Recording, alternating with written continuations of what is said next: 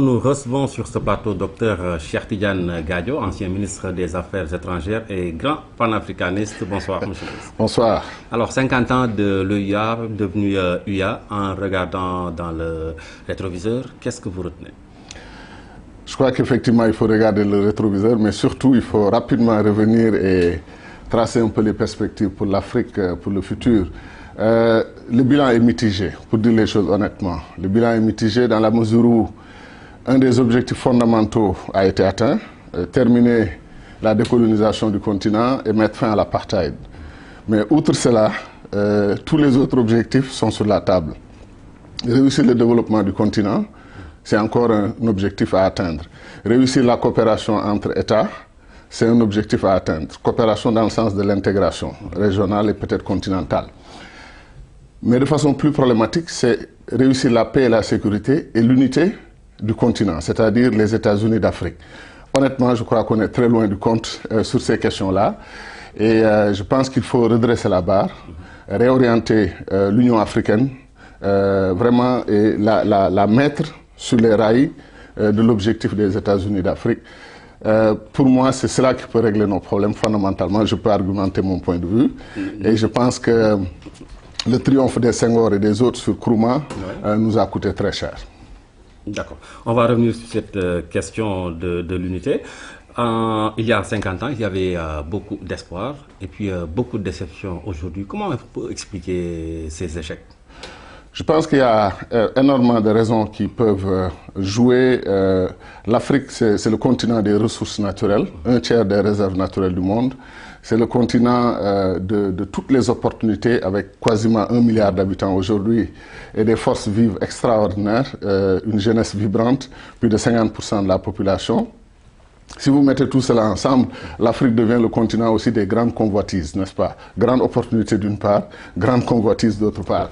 Et quand nos dirigeants, malheureusement, en 1963, écoutent un discours aussi clair du point de vue de la vision, des orientations, que celui de Kwame Nkrumah, qui demande que dans les 6 mois après le sommet d'Addis Abeba 1963, que l'Afrique mette en place un draft de constitution fédérale, qu'on travaille un commandement unifié de nos armées pour régler les problèmes de sécurité. Vous vous rappelez, Cheikh Anta Diop disait « la sécurité précède le développement ».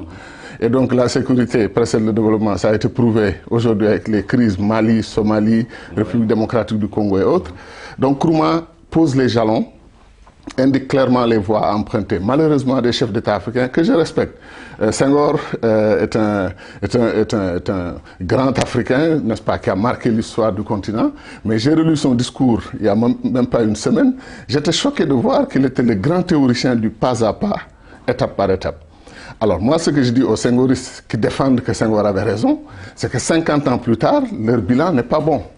L'Afrique aujourd'hui est exsangue, l'Afrique trace toutes les difficultés du monde et la théorie des cercles concentriques de Senghor, si elle a la beauté du verre, comme disait l'autre, elle en a aussi la fragilité. C'est-à-dire que l'Afrique n'a pas réussi à gagner le pari de l'unité, le pari de protéger et de mutualiser ses ressources naturelles, de développer ce continent.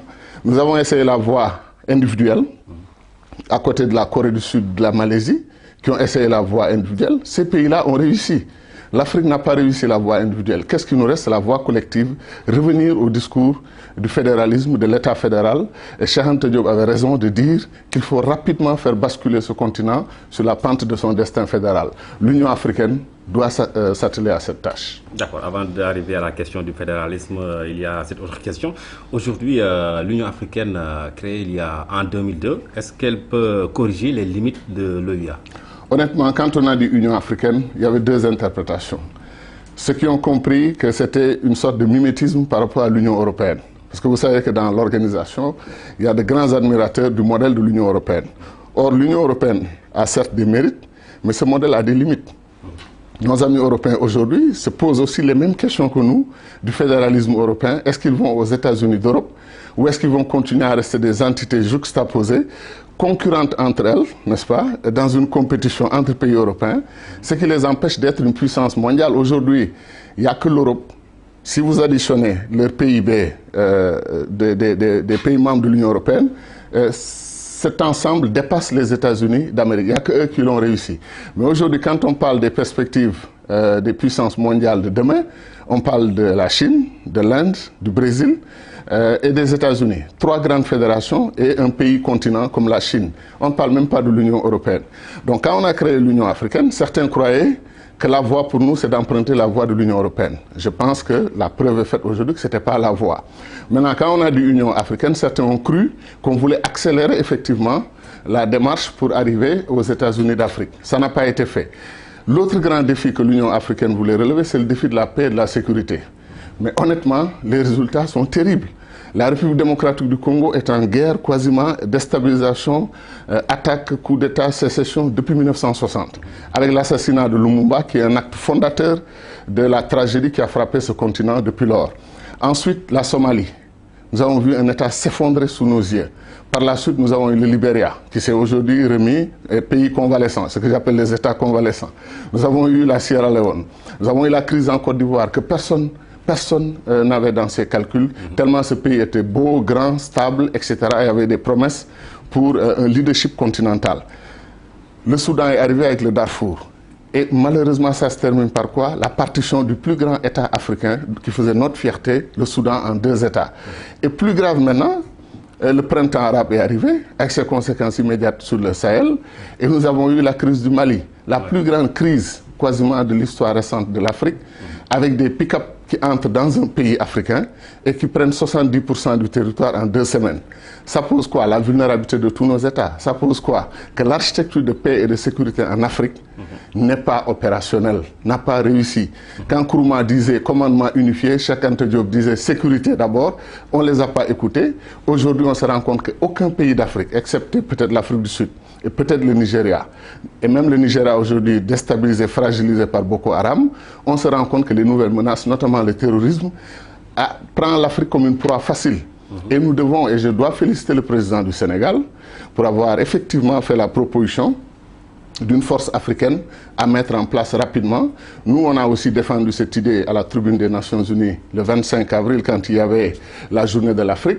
Nous avons défendu l'idée de mettre en place une force africaine d'intervention rapide, concentrée dans un seul pays, parce que l'idée de la force africaine en attente, 100 à 200 soldats par pays, qui attendraient que quand il y a une crise, un coup d'État, une rébellion, on les mobilise immédiatement. Ça n'a pas marché. Les moyens n'ont pas suivi, l'argent n'a pas suivi, etc. Donc l'Afrique a besoin de réfléchir et de mettre en place une stratégie de défense du continent, de sécurisation de nos États. Mais plus loin, il faut qu'on pousse l'intégration, ces frontières artificielles, qu'on les laisse tomber. Que les citoyens africains puissent se déplacer partout dans le continent, qu'ils soient chez eux, un des plus beaux continents du monde, n'est-ce pas? Nous avons tout pour réussir en Afrique et on ne comprend pas pourquoi effectivement on n'avance pas. Là, on a l'impression que c'est carrément une nouvelle réorientation que vous préconisez. Carrément, en fait, vous savez, au Sénégal, on aime bien ce mot, le mot rupture.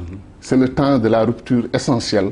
Si l'Afrique veut répéter les mêmes choses, dans 50 ans, on fera encore un bilan mitigé, un bilan non pas d'échec total, mais un bilan du fait qu'on a réussi peut-être dans tel ou tel secteur. Mais il est difficile, et ça fait mal au cœur, de savoir que le potentiel qu'il y a en Afrique aujourd'hui fait de nous effectivement un continent qui peut renaître, qui peut renouer avec la croissance économique. Une puissance qui dort, mais qui continue de dormir, parce que précisément les politiques choisies ne sont pas les bonnes. On a un instrument qui n'existe pas dans beaucoup de pays, c'est l'OUA, l'Union africaine. Ça a été une bonne chose que de créer au moins un mécanisme pour nous concerter, etc. Mais ce qui pose problème, c'est que vous avez tous les atouts entre les mains et vous agissez comme quelqu'un dont on a lié les mains dans le dos et vous refusez d'avancer. Et je vais vous dire une chose, je suis fondamentalement optimiste sur le fait que la jeunesse africaine est impatiente d'aller à l'unité, qu'elle n'acceptera pas ce que certains dirigeants africains veulent continuer à faire, marcher à pas de tortue. Ces jeunes veulent l'unité africaine demain. Et je suis convaincu qu'on va y arriver. Et ça prend quelques dirigeants, comme le dirigeant du Sénégal, qui est jeune, qui est panafricaniste, qui comprennent qu'il est urgent d'aller très vite et pour que l'Afrique change de visage. Et je suis convaincu qu'on sera le grand continent qu'on mérite d'être très rapidement. D'accord. Cette question du fédéralisme qui vous intéresse particulièrement. Alors pourquoi, malgré tous les discours, les pays africains n'y arrivent toujours pas? On a des blocages idéologiques. On parle de souveraineté. Certains disent nous avons conquis l'indépendance, nous avons notre souveraineté à défendre, etc. Mais cette souveraineté, elle vous fait sourire honnêtement quand vous y réfléchissez profondément. c'est quoi la souveraineté quand vous allez à Paris ou à Londres ou aux États-Unis et chercher effectivement des perfusions budgétaires pour pouvoir tenir, n'est-ce pas? Quand vous dépendez de l'argent des contribuables des pays développés avec l'aide au développement pour survivre, votre souveraineté pose problème. Quand ACMI ou le Moujoa ou de petits groupes comme ça, armés, peuvent entrer dans votre pays et saisir votre pays, commettre des atrocités sur vos populations, et vous n'êtes pas capable de régler le problème, vous faites appel, malgré votre souveraineté, dont n'est-ce pas, que vous mettez en avant tout le temps, vous appelez une puissance amie comme la France pour venir régler le problème à la place des Africains. Moi, j'ai beaucoup d'estime et de respect pour le peuple malien, mais je trouve que ce qui est arrivé au Mali, en fait, n'est pas une défaite du Mali en tant que tel, c'est une défaite collective des Africains. Après 50 ans d'indépendance, un petit groupe est venu nous attaquer, occuper le Mali et déstabiliser un peu tous nos pays. Il a fallu un pays comme le Tchad, qui est très conscient des questions de sécurité, peut-être plus que tous les autres pays de la zone saharo-sahélienne, avec 70 000 soldats, parce qu'ils passent leur temps à se défendre à l'époque contre les invasions extérieures, venant de l'extérieur et tout, voilà, et coup d'État. Et ce pays-là est venu apporter une contribution et a quelque part sauvé l'honneur de l'Afrique en participant aux côtés des soldats français. La CEDEAO a fait du bon travail, mais honnêtement, on aurait dû comprendre dès le départ que cette crise est une crise africaine, qui met en cause beaucoup de communautés régionales et qu'on ne peut pas trouver une solution définitive à cette crise au Mali sans impliquer l'Algérie, la Mauritanie, le Maroc, la Tunisie, la Libye. La Libye, il faut qu'on règle le problème de la Libye. Et nos amis occidentaux qui sont allés là-bas pour enlever Kadhafi, comme disait l'autre, sans service après-vente, ils nous ont créé un gros problème et ils sont partis. Ça aussi, c'est un problème qu'il faut poser. Et globalement, vraiment, il est urgent qu'on aille à l'État fédéral. Parce que ce qu'on a essayé jusque-là n'a pas marché. Qu'on ne nous dise pas que ce n'est pas une question de vision, c'est une question des leaders simplement, comment ils ont pratiqué la... C'est la vision elle-même qui mérite d'être réinterrogée, questionnée et peut-être mise de côté pour que Nkrumah et Cheikh Anta Diop, leur vision soit enfin appliquée pour qu'on ait les États-Unis d'Afrique. D'accord, docteur. Malheureusement, pour des contraintes de temps, on va arrêter cet entretien, mais je vais rappeler toutefois quand même cette conférence que vous donnez demain à Daniel Brotia à 17h sur les nouvelles perspectives pour une nouvelle Afrique renaissante. Merci d'avoir c'est moi, merci de m'avoir invité. Invitation. Et merci puis beaucoup. Bonne continuation pour ce sujet qui vous passionne. Et bonne chance pour l'Afrique unie. Voilà, merci docteur.